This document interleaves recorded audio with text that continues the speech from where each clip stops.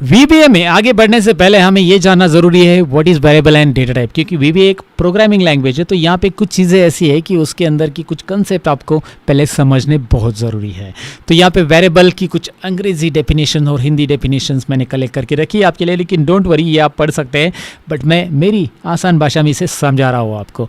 तो वेरिएबल होते क्या है बेसिकली, एग्जाम्पल बताता हूँ। अगर आपको 1 लीटर मिल्क स्टोर करना है तो आपके पास 1 लीटर की बॉटल होनी चाहिए या कोई ऐसी चीज़ होनी चाहिए जहाँ पे 1 लीटर मिल्क आप उसमें स्टोर कर सकते हैं। तो आपको एक पर्टिकुलर चीज़ स्टोर करने के लिए कुछ ना कुछ चाहिए, ऐसी चीज़ जिससे आप स्टोर कर सकते हैं उस पर्टिकुलर मिल्क, पर्टिकुलर सब्जेक्ट को, पर्टिकुलर लिक्विड को। तो वैसे ही रहता है, आपके पास डेटा है, आपके पास एम्प्लॉय के नेम है, आपके पास एम्प्लॉय की एज है, आपके पास एम्प्लॉय का डेजिग्नेशन है, आप बहुत सारी चीज़ें अलग अलग, आपके पास एक एम्प्लॉय का पूरा टेबल ही है। तो उसको स्टोर करने के लिए मेमोरी के अंदर जगह आपको अलोकेट करनी पड़ेगी और उसी को हम वेरिएबल बोलते हैं। याद रखिए, हम क्या करेंगे, मेमोरी के अंदर एक स्पेस रिजर्व करेंगे हमारे पर्टिकुलर डेटा को स्टोर करने के लिए, उसे हम वेरिएबल बोलते हैं। और उस जो वेरिएबल जो भी असाइन करेंगे हम मेमोरी के अंदर, उसका एक डेटा टाइप होगा। अब ये डेटा टाइप क्या होता है, आपके मन में सवाल आया होगा, भाई ये डेटा टाइप आखिरकार होता क्या है। यहाँ पे आपको दिखाई दे रहा है एक ग्लास में पानी भरा जा रहा है, या कोई भी लिक्विड हो सकता है। मैं वो वाला लिक्विड नहीं बोल रहा हूँ जो आप समझ रहे हो, मैं कोल्ड ड्रिंक्स की बात कर रहा हूँ। और इसमें और एक आपको साइड में बॉक्स दिखाई दे रहा है जिसमें आपको चकना नहीं, सॉरी जिसमें आपको दिखाई दे रहा है कुछ स्नैक्स है, और यहाँ पे कुछ अलग, मतलब फूड स्टोर करने के लिए आप कुछ अलग तरीके का कंटेनर यूज़ कर रहे हो, लिक्विड स्टोर करने के लिए आप कुछ अलग तरीके का कंटेनर यूज़ कर रहे हो। बेसिकली मुझे ये बताना है यहाँ पे।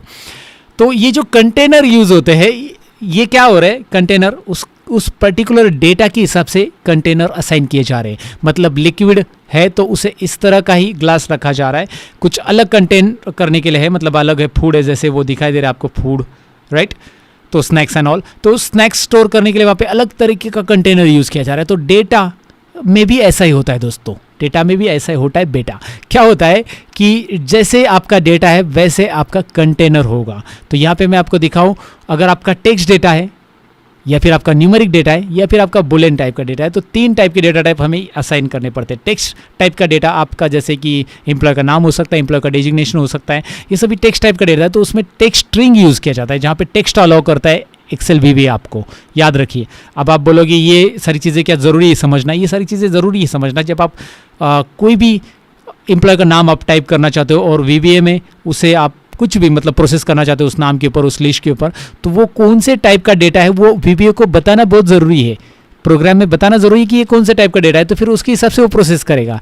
न्यूमेरिक टाइप में numbers like amount, contact number, age, ऐसी चीज़ें आती है। जैसे किसी का भी कॉन्टैक्ट नंबर हो गया, नंबर में आ गया, अमाउंट भी या सैलरी जैसे हम बोल सकते हैं तो वो भी नंबर में आ गया, एज भी नंबर में आ गया, तो न्यूमेरिक टाइप का डेटा। और तीसरा होता है ट्रू फॉल्स। ये मैंने आपको ज़रा क्या बोलते हैं ना, ग्रुप बताए, main text data type, numeric data type, Boolean data type, लेकिन इसके अंदर ढेर सारे डेटा टाइप आते हैं। कुछ मेन डेटा टाइप इस तरह से आपको दिखाई दे रहे हैं, वेरिएंट, स्ट्रिंग एंड कैर, ये आते हैं टेक्स्ट में। नंबर्स में आते हैं डेसिमल, डबल एंड इंटीजर, जो मेनली यूज़ किए जाते हैं ज़्यादा।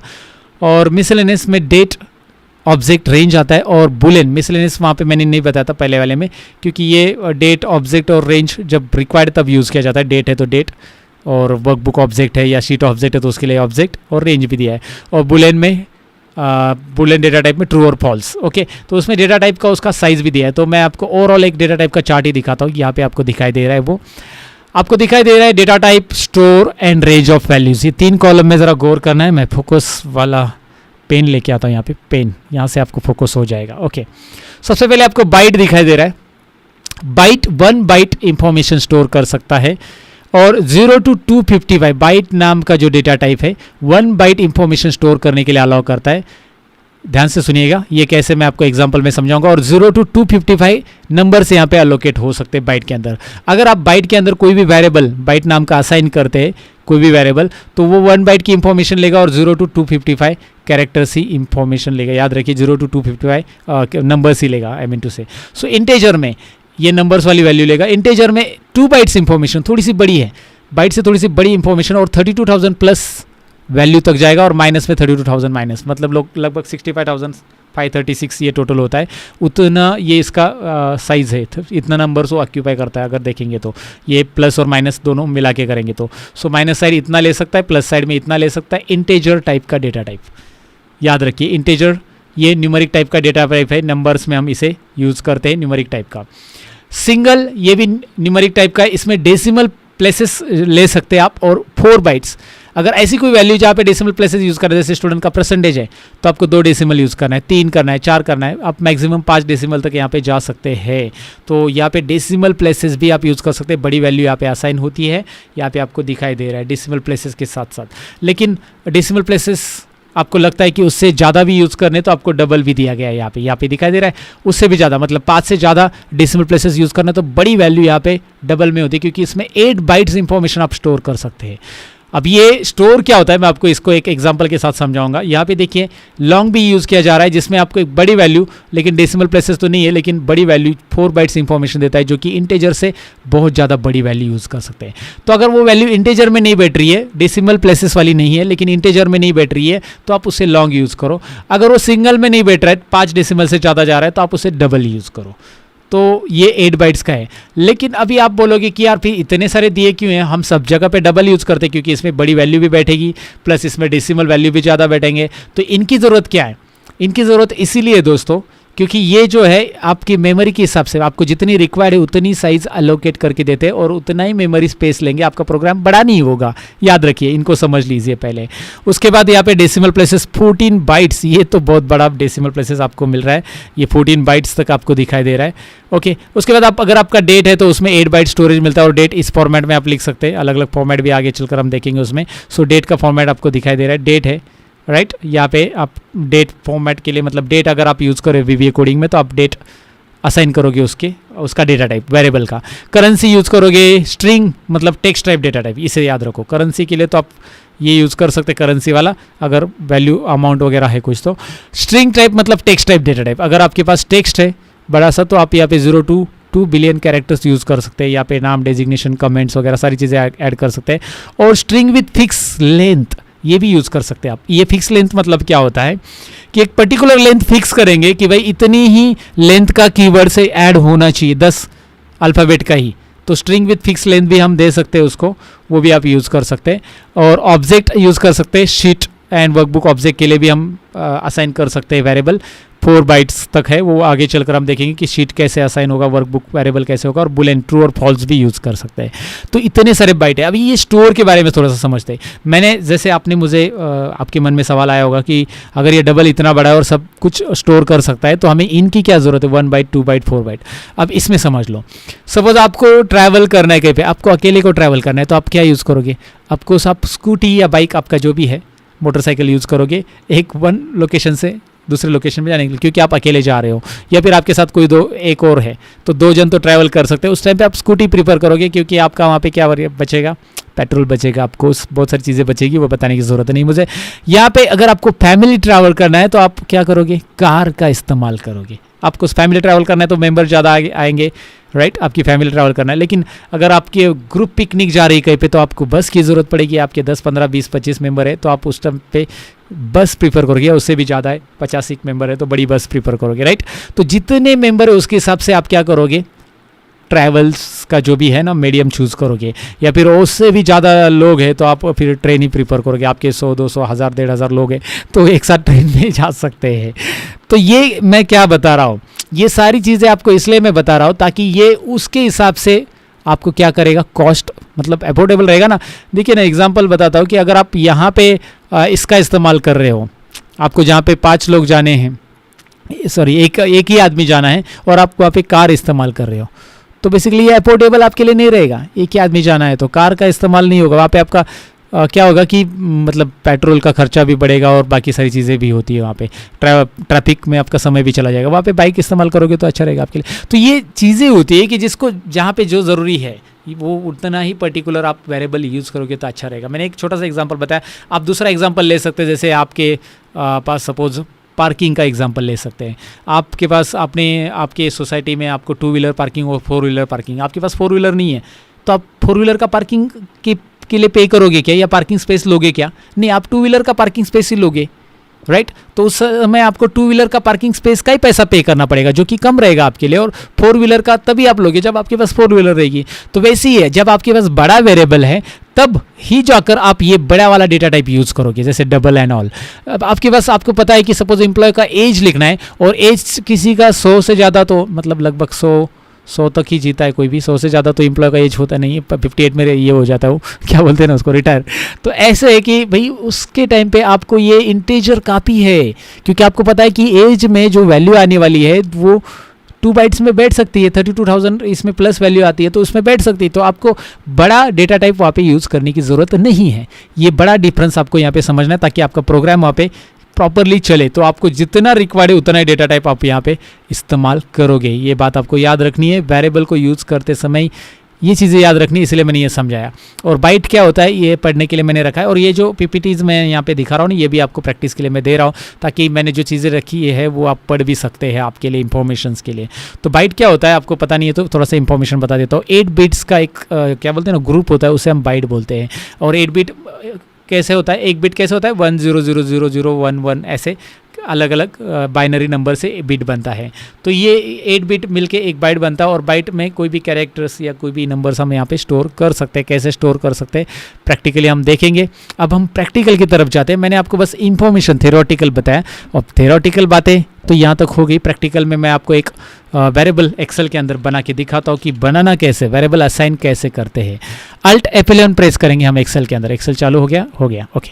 सो अब मैं इसे थोड़ा सा जूम करता हूँ। अल्ट F11 में प्रेस कर रहा हूँ। यहाँ पे मेरे पास वर्कबुक 2 और 3 आ रहा है। एक काम करते 3 वाला क्लोज कर देते और 2 वाला रख देते। अल्ट F11 में प्रेस करके यहाँ पे आ चुका हूँ। और आपको पता है कि ये विजुअल बेसिक की विंडो जो कि इंट्रोडक्शन पार्ट में हमने देखा था। यहाँ पे मैं मॉड्यूल इंसर्ट कर रहा हूँ। मैं हर बार नया यहाँ पे वर्कबुक इसलिए ले रहा हूँ ताकि आपको कंफ्यूजन ना बढ़े। मॉड्यूल इंसर्ट कर दिया मैंने, और राइट साइड में हम कोड करेंगे। हमारे यहाँ पे दूसरा प्रोग्राम हम लिखने जा रहे हैं सब्जेक्ट, जिसमें हम वेरिएबल समझ रहे हैं। और यहाँ पे सेकेंड प्रोग्राम करके मैं नाम लिख देता हूँ, सेकेंड प्रोग्राम शॉर्ट में लिख देता हूँ, second PRO। Now you can understand, open bracket close bracket and intro. So ये मेरा मैक्रो का मतलब मैंने लिख दिया, सब्जेक्ट जो भी है। अब यहाँ पे मुझे वेरिएबल डिक्लेयर करना है तो मुझे डिम लिखना पड़ता है। कोई भी वेरिएबल डिक्लेयर करने के लिए एक्सेल के अंदर dim, declare in memory, dim का फुल फॉर्म होता है declare in memory. Note down करके रखिए या फिर याद रखिए। डिम एज अ, ये देखिए सॉरी, पहले वेरिएबल का नाम, डिम के बाद वेरिएबल का नाम। अब ये डिम स्टैंड फॉर डायमेंशन भी बहुत सारे लोग बोलते हैं, लेकिन ये डिक्लेयर इन मेमोरी क्या होता है कि मेमोरी में हम डिक्लेयर करेंगे कि भाई मुझे क्या करना है कि नाम स्टोर करना है। सो नाम जो होगा एज अ, नाम एक टेक्स्ट है ना, तो उसके लिए क्या हम यूज़ करेंगे, स्ट्रिंग यूज़ करेंगे। देखिए string STR, name, dim name as a string, enter. आप ये नेम को कैपिटल भी लिख सकते हैं, स्मॉल भी लिख सकते हैं। आप एन कैपिटल लिखना चाहते हैं तो वो लिख सकते हैं। तो मैंने लिखा नेम एज अ स्ट्रिंग। देखिए dim name as a string मतलब नेम नाम का एक टेक्स्ट टाइप का वेरिएबल डिक्लेयर हो गया जिसमें हम टेक्स्ट स्टोर कर सकते हैं। अच्छा ठीक है। Dim age as a integer, क्योंकि एज में इंटीजर स्टोर करता हूँ। एज इंटीजर इसलिए लिया क्योंकि वहाँ पे वैल्यू जो हो रही स्टोर वो हम लोग नंबर न्यूमेरिक वैल्यू लेने वाले हैं, और इंटीजर में 35,000 तक हम ले सकते हैं, 32,000 तक सॉरी प्लस में। तो ये हम यहाँ पे ले सकते हैं, या फिर और कुछ चीज़ें ऐसी लेनी है जो कि बहुत ही कम है तो मैं हाँ एज भी ले सकता हूँ। मैं एज में मैं बाइट भी मतलब बाइट भी यूज़ कर सकता हूँ, एज एज अ बाइट भी डिक्लेयर कर सकता हूँ। सो मैंने एज 2 लिखा एज अ बाइट, एग्जाम्पल के लिए मैं बता रहा हूँ। एज 2 तो दो एज नहीं लिखने हमें, तो मैंने एज 2 एज अ बाइट लिख दिया। तो ये इस तरह से भी आप डिक्लेयर कर सकते हैं, क्योंकि यहाँ पे बाइट में भी आपको लगभग 255 तक वैल्यूज़ आती है, 0 to 255। तो वो भी आप बाइट भी डिक्लेयर कर सकते हैं, लेकिन डिक्लेयर कैसे करना है बेसिकली आपको समझा होगा। या फिर आप इसे डिक्लेयर करना चाहते हैं डिम सैलरी एज अ, तो सैलरी में आप डबल, डेसिमल भी डिक्लेयर कर सकते हैं, या फिर डबल भी डिक्लेयर कर सकते हैं। डबल ही डिक्लेयर कीजिए यहाँ पे double, okay. So dim salary as a double करके डिक्लेयर कीजिए, क्योंकि डेसिमल जो वेरिएबल है शायद हमारे यहाँ पे डेसिमल नहीं आ रहा है, क्योंकि डेसिमल जो होता है वो प्रोग्रामिंग लैंग्वेज में यूज़ करते हैं, सी लैंग्वेज में वगैरह यूज़ होता है वही वेरिएबल। तो यहाँ पे डबल कीजिए, नो इश्यूज़। तो आप ये डबल कर सकते हैं, जहाँ पे हम पॉइंट वाली वैल्यूज़ भी लिख सकते हैं।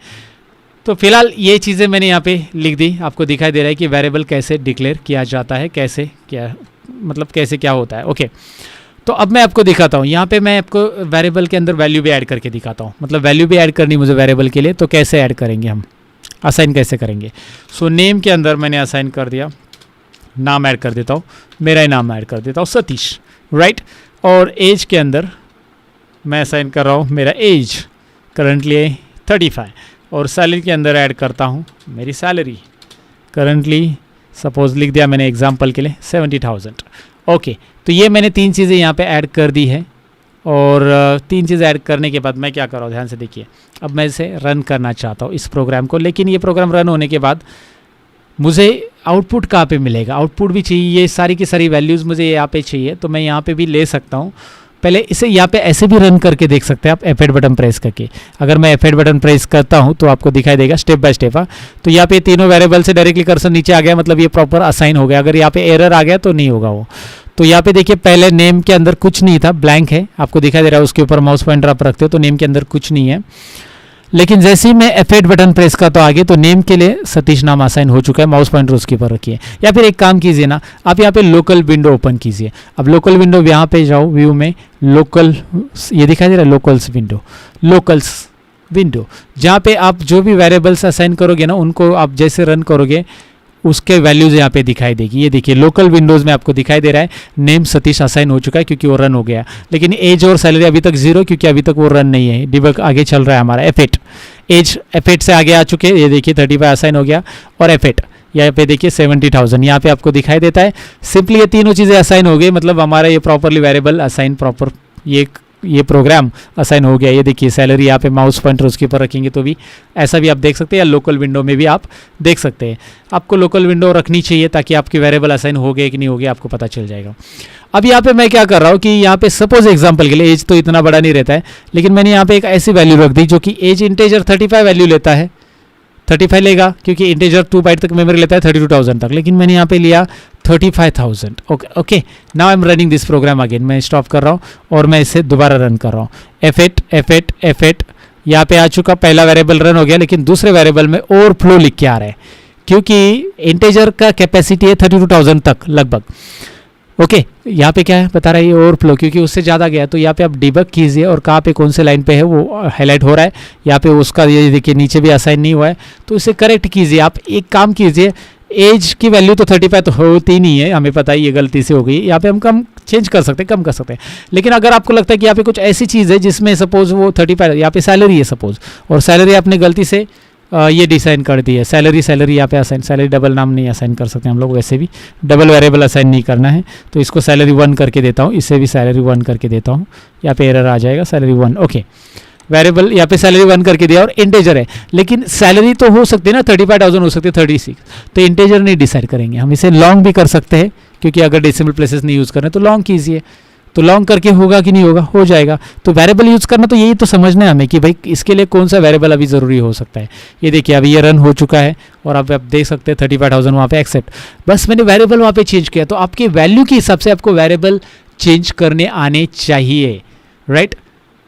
ओके तो आपको ये समझ में आया होगा। तो अभी ये वैल्यू फटाफट हम ट्रांसफर भी करके देख लेते हैं, एक छोटा सा आगे काम भी करते हैं। जो भी न्यूमेरिक वैल्यू उसके लिए हम इन्वर्टेड कॉमा नहीं लिखते, याद रखिए।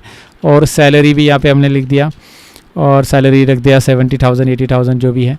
और यहाँ पे हम एक काम कर लेते हैं, यहाँ पे जो है एज वापस लिख देते हैं। तो अभी हम इस प्रोग्राम को ये जो कंटेंट लिखे ये हम एक्सेल में देखना चाहते हैं, पूरा एक्सेल के अंदर। यहाँ पे तो लोकल विंडो में देख लिया, तो हम असाइन करेंगे रेंज में, रेंज ओपन ब्रैकेट, पहले A1 A2 और A3 में देना चाहते हैं, या जैसे भी आप जहाँ पे भी देना चाहते हैं। A1 dot value is equal to name. देखिए ये सिंपल है असाइन करने का ट्रिक। देखिए वेरिएबल तो असाइन कैसे करना है, डिक्लेयर वेरिएबल डिक्लेयर और उसको वैल्यू कैसे असाइन करना हमने सीख लिया। अब इन्हीं को मैंने कॉपी पेस्ट कर लिया है और यहाँ पे A1 की जगह B1 कर लो और यहाँ पे C1 कर लो। आपके ऊपर है कहाँ पे C1 A1 B1 जहाँ पे रखना है। और इधर नेम की जगह नेम चाहिए क्या, नहीं, इधर एज रख दो, जो वेरिएबल के नाम है वही यहाँ पे रख दो, ताकि जिस वेरिएबल में वो वैल्यू है वो यहाँ पे रिफ्लेक्ट हो जाएगी। दिखाई दे रहा है आपको। अब बस F5 बटन प्रेस करो, स्टेप बाय स्टेप करना है तो डिबग करो, नहीं तो F5 करो। नाउ यू गेटिंग कि भाई यहाँ पे ये वैल्यूज़ आ चुकी है, एक्सेल में ट्रांसफ़र हो चुकी है। बेसिकली हमें यहाँ पे देखना है कि भाई वेरिएबल कैसे असाइन होता है, और वेरिएबल असाइन करने के लिए ये जो होता है वेरिएबल को डिक्लेयर यहाँ पे करते हैं और वेरिएबल को वैल्यू यहाँ पे असाइन करते हैं इज इक्वल टू के साथ। वेरिएबल क्या होता है डेफिनेटली आपको इस पार्ट में समझा होगा, मैंने मेहनत की है आपको डिटेल में समझाने की और हर चीज़ को मैं यहाँ पे डिटेल में बताऊंगा। तो so don't worry about it, आप बस सीखते रहो, सीखते रहना ज़रूरी है और प्रैक्टिस करना बहुत ज़रूरी है। इस प्रोग्राम को मैं सेव करता हूँ, मिलते हैं नेक्स्ट पार्ट के अंदर। Bye bye guides.